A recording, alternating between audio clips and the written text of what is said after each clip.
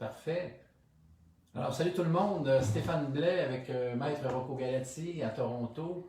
Alors, aujourd'hui, ce qu'on va faire, c'est simplement un petit récapitulatif. Il y a beaucoup de gens là, qui s'interrogent sur les procédures légales. Souvent, le fait de ne pas bien comprendre comment fonctionne le système légal, ça peut amener une certaine confusion. Alors, aujourd'hui, on va parler de la requête, en fait, de la poursuite qui a été déposée le 7 juillet. On se pose la question, pourquoi est-ce que ce n'est pas encore entendu? On va se poser des questions aussi au Québec. Là, on a eu une petite question concernant les entrepreneurs au niveau des gyms qui ont été avertis qu'ils pourraient avoir des amendes. Et là, on va se poser la question, est-ce que c'est constitutionnel? Qu'est-ce qu'on devrait faire? Est-ce que les entrepreneurs doivent avoir peur puisque les clients vont recevoir également des amendes? Et on va se poser la fameuse question, Rocco, l'injonction, qui était censée être déposée vendredi, mais là, on va en parler à la fin. Alors, Rocco, parlons de la poursuite déposée le 7 juillet qui comprend vraiment tous les sujets au niveau de la distanciation sociale, au niveau du port du masque et tout. Ça a été déposé le 7 juillet, on a fait des vidéos, on s'est rencontrés. Alors, la raison pour laquelle tu nous as expliqué tantôt pourquoi ça n'a pas été encore entendu, est-ce que tu peux l'expliquer aux gens ici?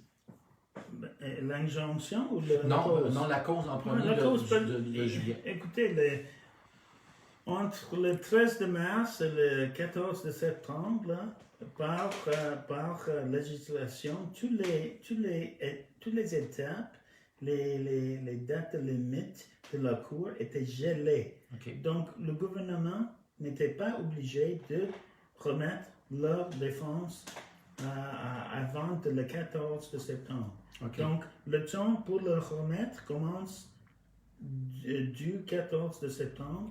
Okay. Et d'habitude, pour une cause comme ça, la Cour donne entre 45 et 60 jours pour déposer la défense. Une fois que la défense est déposée, la cause procède. OK, donc ça nous amène à la mi-novembre au maximum, dans le cadre de la poursuite, la méga poursuite. C'est ça, c'est la cause. Je n'ai pas de choix là, mes mains sont liées. Okay? En ce qui concerne l'injonction, il y a 2 ou 3 considérations qui touchent là-dessus. Là. C'est, premièrement,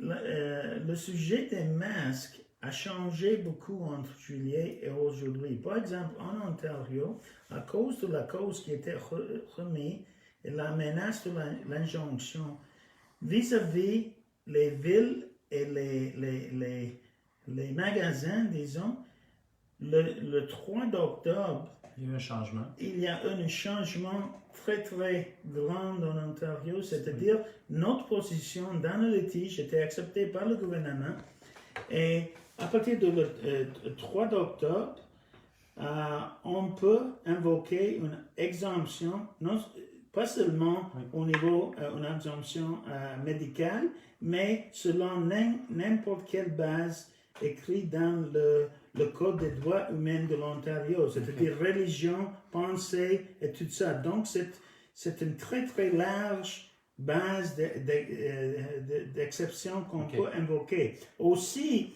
la règle a très clairement déposé notre position qui dit, une fois que tu déclares ta exception, personne n'a le droit de demander de la preuve. Donc, en réalité, tous les affiches en Ontario, dans les magasins, aujourd'hui, disent il faut porter le masque, sauf si une personne a une exemption. Et en plus, personne n'a le droit de demander de la preuve vis-à-vis de l'exemption. Parfait. Et ça, c'est toi, Rocco, qui a eu une influence sur la législation? C'était mon client, c'était le litige, c'est clair. OK, donc c'est toi qui aurais eu cette influence-là, ce qui pourrait peut-être... parce que nous, au Québec, juste expliquer qu'ils ont resserré les règles. Je sais. Est-ce qu'on pourrait invoquer un peu ce que tu as invoqué pour changer ça? Oui, dans le sens qu'en Ontario, les règles sont très très libres maintenant. Bien sûr, parce que je vais juste donner un exemple. Nous, on se promène dans les magasins sans masque. Les gens ne nous achalent pas. Oui. Donc, c'est comme si c'était le libre choix. Oui, ici. Okay. Mais revenons au deadline de l'injonction. Oui. Maintenant, ce qui a changé, c'est que dans les écoles ne respectent pas la loi. Donc, on procède vis-à-vis de l'injonction, mais maintenant, se concentre sur les élèves dans les écoles. OK. Et ça a changé un peu le but de l'injonction. OK. Aussi, il était pas très facile d'obtenir un expert C'est pour très les difficile. enfants. Mais on l'a trouvé. Oui. Et donc, le Cet délai... expert-là, lorsqu'on s'est parlé, il était censé te donner un document que Non, t'as non, pas mais eu, c'est ça? on est en plein train de travailler sur sa déclaration. OK. Mais le problème, c'est que le délai vis-à-vis de l'injonction, c'était tout à fait mon expert et moi. OK. Ça n'a rien à voir avec personne d'autre. OK. Vous avez Donc, manqué de temps. Oui, mais aussi, deuxièmement, je veux être très, très clair. Moi, publiquement, je ne veux pas parler de ma stratégie en cours. Oui. Parce que le gouvernement est en train toujours de m'écouter. Oui. Ma stratégie Sauf que en si cours... vous nous parlez à nous, là, à Rocco, si tu nous parles à nous, personne ne nous écoute. Là. Oh oui, personne. Oui. OK. En Égypte, on dit qu'une fois que tu dis quelque chose à une deuxième personne, c'est pas plus un secret. OK. OK? C'est bon. Donc, Je t'agace. OK. Donc, moi, je réponds seulement à mes clients. OK. J'entends bien qu'il y a beaucoup de monde qui était intéressé dans le litige, mais mon obligation, c'est strictement à mes clients. Deuxièmement, j'aimerais discuter ma stratégie, mais c'est dangereux de le faire. OK? Donc, C'est bien clair. L'injonction va être déposé. déposée. Et là, maintenant, on ne parlera plus de date, on Mais t'acharnera moi, plus avec je ça. suis pas le type de personne que le monde m'a poussé. OK? Ouais, ça, je Moi, sais ça. tu sais ça. Moi, je prends mes décisions. Parce que les gens, en passant, là, je vais vous dire un petit message, hein, vous me frappez, là, puis vous dites blablabla. Non. Blé, il a voulu faire plaisir à beaucoup de gens, mais moi, je suis pogné là, avec Rocco. Là, Okay. Des fois, on se crêpe le chignon, OK, mais là, c'est terminé. Moi, je veux garder notre avocat. OK, fait que quand il va être prêt, il va déposer. Alors, je suis à Toronto aujourd'hui pour vous rendre service, pour vous donner l'heure juste. Puis, je prends le temps de descendre à Toronto pour rencontrer Rocco. Puis, ben, on a un des meilleurs au Canada. Là, OK? Non, Donc, mais écoutez, moi, je m'en fous du monde qui veut chier sur moi. OK? Et bon, OK. en effet, OK. plusieurs de fois, les personnes qui chient sur moi sont Oui. des agents du gouvernement. OK, OK? ouais. Et moi, je donne le même message OK. aux fonctionnaires. OK. Allez chier, vous autres. OK. OK. Alors, mais chose certaine, Rocco, tu es confiant. Quand tu vas être prêt, tu vas déposer. Puis, ça va être, c'est parce que ça va être le bon timing. Oui, c'est ça. C'est ça, OK? C'est bon. Et moi, je dirais quelque chose d'autre. Personne devrait douter l'intégrité de M. Stéphane Blais. Et idem pour Rocco. C'est un poème, hein? C'est un beau poème, c'est un beau poème. Mais c'est vrai, OK? Juste un commentaire. Le tâche n'est pas facile, hein? C'est très difficile parce on est des gens qui sortent Écoutez, moi, je suis un comptable dans la vie. J'ai décidé de m'impliquer, OK, pour essayer d'aider les gens. Et on se fait frapper, on reçoit toutes sortes de... J'ai même reçu des menaces de mort, des menaces de séquestration. Oui, c'est ça. Je serais un fraudeur, je serais un pédophile, je serais un crosseur, je serais un ci. J'ai tout entendu, mais savez-vous quoi? Je suis clean, je suis intègre et je suis là jusqu'à la fin pour nous sortir de cette merde. Et on a le meilleur à côté de nous, OK? Bon, maintenant, on avait une dernière question. Non, je suis le deuxième meilleur. Oui, OK. Le meilleur, c'est ma femme. Ah oui, Ouais, c'est ok. ça. J'ai parlé à sa Ok, femme en ok, passant. ok. J'ai dit, tu peux-tu lui dire qu'il dépose son injonction? Non, mais ma J'ai femme pas- aussi est avocate. Mais c'est vrai, moi je sais, mais tu savais, hein, est-ce que tu attestes que je suis allé voir ta femme? Oui, Ben, c'est ça. C'est vrai, là. C'est pas des farces que je fais, là. J'y ai dit. Mais écoutez, sérieusement, Oui. écoutez, le litige, c'est comme le litige, c'est comme l'échec.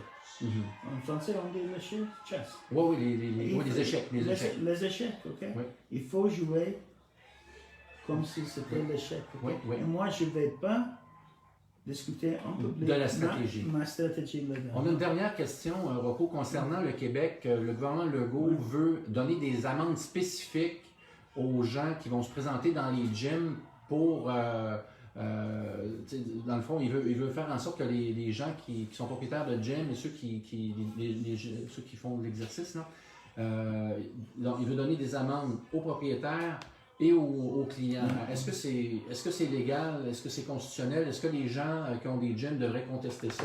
Qu'est-ce que tu penses de ça? Mais il y a deux questions là, peut-être trois. Cependant, je vais juste faire. Continue, tu peux répondre. Il y a deux à trois questions là-dessus. La première question, c'est légal? Ça dépend. Si ça vient de l'Assemblée nationale, c'est légal dans le sens que c'est légal si ça vient de l'Assemblée nationale hors des considérations constitutionnelles. Si ça vient d'un décret exécutif du Premier ministre ou un ministre, il faudrait voir la loi selon laquelle il prétend avoir le pouvoir de faire des décrets exécutifs. Mais en général, des décrets exécutifs de ce sort-là, historiquement, même au Québec, dans la cause de Roncarelli de 1959, avec les témoins de Jéhovah et le Premier ministre Duplessis, a été déclaré un abus de pouvoir et illégal. Okay. Même si c'est légal, à mon avis, dans toutes ces mesures, soit au Québec, soit en Ontario, soit n'importe où au Canada, toutes ces mesures ne sont pas constitutionnelles parce qu'ils ne sont pas basés sur la science, la médecine, ils ne sont pas rationnels, ils sont trop extrêmes et ils brisent tous les droits dans la charte, ils ne sont pas raisonnables dans une démocratie. Donc, mon avis, mon opinion, vis-à-vis de la Constitution, ils ne sont pas constitutionnels. Parfait. Mais ça ne veut pas dire que si on est une citoyenne prend le choix de ne pas respecter ce décret, il va recevoir un amende pour contester ça en cours. Okay? Il n'y a pas de garantie que la Cour va déclarer ça pas constitutionnel, mais la question c'était à ton opinion, à mon opinion, c'est pas constitutionnel, non. OK. Et est-ce qu'on peut suggérer aux gens peut-être de... Toi, dans le fond, tu nous as dit, quand on voit que la Constitution est violée, la désobéissance civile est un devoir selon la Magna Carta. Non, j'ai jamais dit que c'est un devoir, c'est un choix. C'est un choix.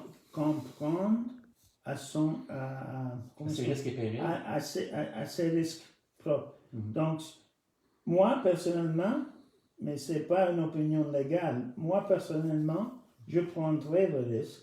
Je ne donne pas d'avis à personne de prendre ce risque. Non, c'est ça. Mais c'est au choix de la personne. Mm-hmm. Je dis que la civil disobedience a un très, très connu moyen de contester les lois depuis le temps de David Thoreau, il y a 150 ans, et de Mohammed Gandhi et de Martin Luther King Jr. C'était un moyen qu'ils ont utilisé pour contester la loi qui n'était pas constitutionnelle. Exactement. Puis le paradoxe de ça, c'est qu'aujourd'hui, on fête, au troisième lundi de janvier aux États-Unis, il y a une fête, c'est la fête de Martin Luther King. Oui, c'est ça. Les juges, les avocats fêtent cette fête-là, n'est-ce pas? Oui, c'est ça. Ils ont désobéi à la loi, donc allumé, OK? Moi, je peux vous dire, là, moi, je ne suis pas avocat, là, mais à un moment donné, si je parle aux propriétaires de gym, je vous félicite d'être 200, vous êtes regroupés, OK? Mais là, ce que vous faites présentement, de reculer parce que vous avez peur, il faut arrêter d'avoir peur.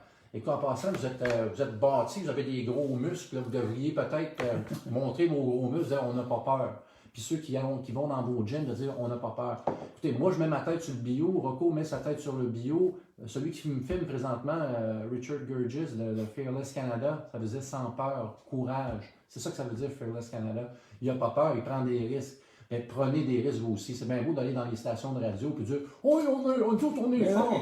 Mais faut y aller. Là. C'est l'heure là, de se réunir. OK? Faites ce que vous avez à faire. Mais si vous reculez, là, c'est pour faire preuve de courage. Stéphane, un autre exemple canadien, c'était à Montréal et à Toronto, c'était le docteur Morgentaler avec les lois contre l'avortement.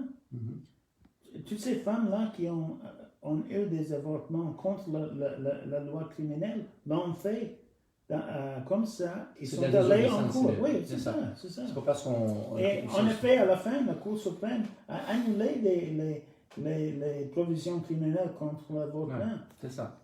Donc, dans une société, il n'y a rien qui se gagne gratuitement. En anglais, le mot freedom, le mot free, ça ne veut pas dire que la liberté est gratuite. OK? Fait qu'on continue à travailler. Puis là, j'espère que les gens, là, vous allez comprendre que, en passant, là, Rocco, c'est un activiste. OK? C'est un des meilleurs avocats, c'est un activiste. Mais si vous savez ce que ça coûte, un avocat constitutionnel réellement, là, je pense que vous arrêteriez de critiquer parce que Rocco, il met son cœur sur la table. Et tous ceux qui sont avec lui mettent leur cœur sur la table. Fait que là, ça va faire, OK, attendez, ça va être déposé, puis ayez confiance qu'on est là pour vous. OK? Bon, c'est ça. En effet, Stéphane, je suis activiste dans ce sens. Oui, mes activités se basent toujours selon les droits constitutionnels. Voilà. Et là, je me bats jusqu'à la mort. Il faut que les gouvernements respectent la Constitution, parce que s'ils ne respectent pas la Constitution, ils sont des fascistes. Ouais. Et on se trouve en pleine ambiance fasciste maintenant au Québec. On aimerait tout ça en avoir des avocats de même au Québec. Ouais. On n'en a pas. OK? Bon.